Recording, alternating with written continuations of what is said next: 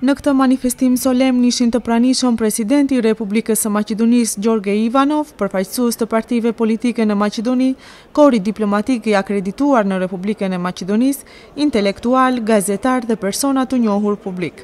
Ambasadori i Shqipërisë në Republikën e Maqedonisë, Fatos Reka, uroi gjithë shqiptarët me rastin e kësaj feste. Ishte një ditë e shënuar për neve